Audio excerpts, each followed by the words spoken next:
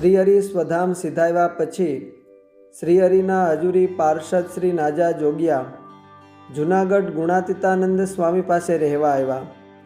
તેઓ સાધુ થયા ને સાધુ ઘનશ્યામદાસજી એવું નામ પાડ્યું.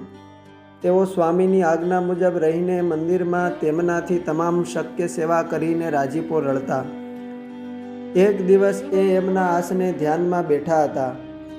એવામાં ગુણાતીતાનંદ સ્વામી ત્યાંથી પસાર થયા એટલે અંતર્યામીપણે એમના મનનો સંકલ્પ જાણીને બોલ્યા કે ઘનશ્યામદાસ, ધ્યાન કરો છો કે ગઢપુરની ટીલકાવાળી ભેંસ સંભાળો છો?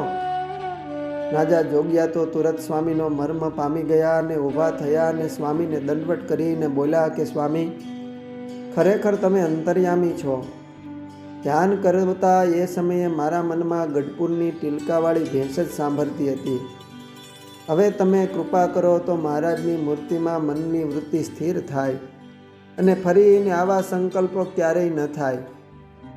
ત્યારે સ્વામી હૈસા અને કહે કે જુઓ ઘનશ્યામદાસજી, મન તો બહુ ચંચળ છે, તે સતત સંકલ્પ કર્યા જ કરે. તમે મહારાજની મૂર્તિ સંભાળીને અંગે અંગનું ધ્યાન કરવાનો અભ્યાસ રાખજો.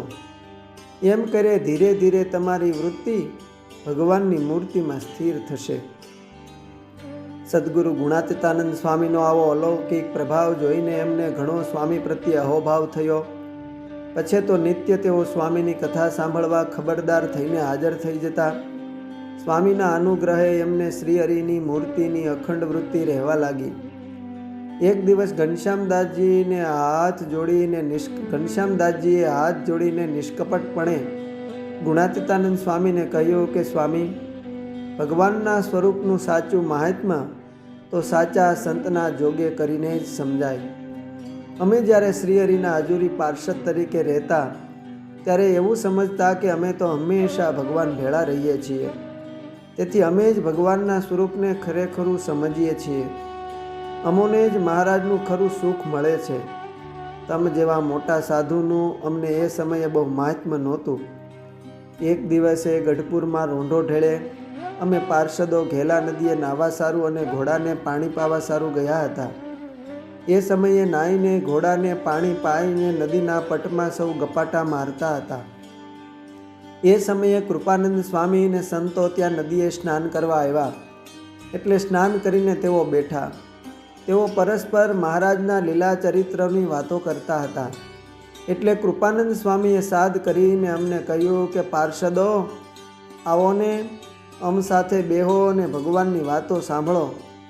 ત્યારે મેં એમને કહ્યું હતું કે સ્વામી, તમે જેની વાતો કરો છો એના ભેળા તો અમે કાયમ રહીએ છીએ. જે શ્રીહરિના ચરિત્રોની તમે વાતો કરો છો એ જ શ્રીહરિના હારે જ અમે સમગ્ર ક્રિયામાં હારોહાર રહીએ છીએ. આમ કહીને સંતોની ઉપેક્ષા કરી. ત્યારે કૃપાનંદ સ્વામીએ અમને કહેલું કે પાર્ષદો, એ ભલે, ભવિષ્યમાં તમને જ્યારે કોઈ મોટા સંતનો યોગ થશે ત્યારે આ વાત સમજાશે. સ્વામીના એ વાક્યનો મર્મ અમને હવે આજ તમારા સમાગમ કરે સમજાયો. હવે આજે કૃપાનંદ સ્વામીના શબ્દો ખરેખરા સમજાયા. જો મેં તમારી કથા વાર્તા ન સાંભળી હોત કે તમારો સમાગમ ન કર્યો હોત તો મને શ્રીહરિનો આવો મહિમા કેમ કરીને સમજાત? મને બહુ મોટી ખોટ થાત અને બહુ પસ્તાવું પડત. હવે મને ખબર પડી કે સત્પુરુષના સમાગમ વિના બધું વ્યર્થ છે.